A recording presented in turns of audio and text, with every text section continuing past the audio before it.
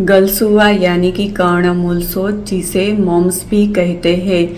इस वीडियो में हम मम्स के कारण, उसके लक्षण, उसमें क्या खाना चाहिए क्या नहीं खाना चाहिए, उसमें हम कौन से घरेलू उपचार कर सकते हैं और कौन सी आयुर्वेदिक दवाई ले सकते हैं, इसके बारे में डिटेल में जानेंगे।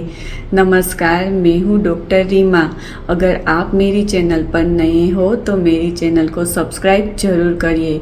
सबसे पहले हम गलसुआ होने के कारण देखते हैं। सुश्रुत संहिता में बताया गया है कि शरीर में कफ और वायु दोष दूषित होने के कारण हमारी हनुसंधि में पाषाण यानी कि स्टोन जैसा हार्ड स्वेलिंग होता है और उसमें थोड़ी रूझा भी यानी कि पीड़ा भी होती है और इसके कारण हमारा मुंह गधे की तरह फूल जाता है। इस रोग को पाषाण गदर भी कहते हैं। मॉडर्न पर्सपेक्टिव से देखें तो इस रोग को मम्स कहते हैं। ये वायरल इन्फेक्शन के कारण होता है। इसमें हमारी लार ग्रंथि यानी कि पैरोटिड ग्लैंड जो हमारे ईयर्स के नीचे आई हुई है, उसमें इन्फेक्शन के कारण स्वेलिंग आ जाती है। कभी कभी एक तरफ स्वेलिंग आती है, कभी कभी दोनों तरफ स्वेलिंग देखने को मिल सकती है। यह इन्फेक्शन ज़्यादातर बच्चों में पाया जाता है और कभी कभी बड़े लोगों में भी इसका इन्फेक्शन देखने को मिलता है। यह इन्फेक्शन एक व्यक्ति में से दूसरे व्यक्ति में स्प्रेड होता है, यानी कि यह एक प्रकार का इन्फेक्शियस डिसीज है। इसलिए जिन लोगों को इसका इन्फेक्शन हुआ हो उसको 3-4 दिन के लिए घर से बाहर नहीं निकलना चाहिए। अब हम देखते हैं कि गलसुआ में हमें किस प्रकार के लक्षण देखने को मिलते हैं। गलसुआ में कर्णमूल में यानी कि पैरोटिड ग्लैंड में सूजन आती है। इसके कारण हमारे शरीर में फीवर यानी कि ज्वर रहता है। हमारे शरीर में थकान महसूस होती है। पूरे शरीर में पीड़ा यानी कि वेदना होती है। हमें खोराक चबाने में और निगलने में कठिनाई होती है और ये सूजन हमें 5 से 6 दिन तक देखने को मिलता है।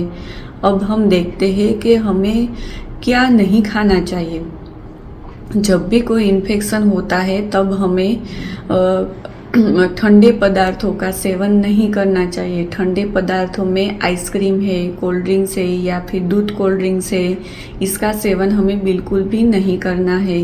हमें खट्टे पदार्थों या खट्टे रस वाले फलों जैसे कि नारंगी है, संतरा है, इसका सेवन भी नहीं करना है। हमें मिर्च मसाले जिसमें ज़्यादा हो, ज़्यादा तले हुए यानी कि डीप फ्राई जो भी पचने में बहुत ही भारी पदार्थ हो, इसका सेवन भी नहीं करना चाहिए। हमें बेकरी प्रोडक्ट्स का भी सेवन इसमें नहीं करना चाहिए। अब हम देखते हैं कि इसमें हमें क्या खाना चाहिए।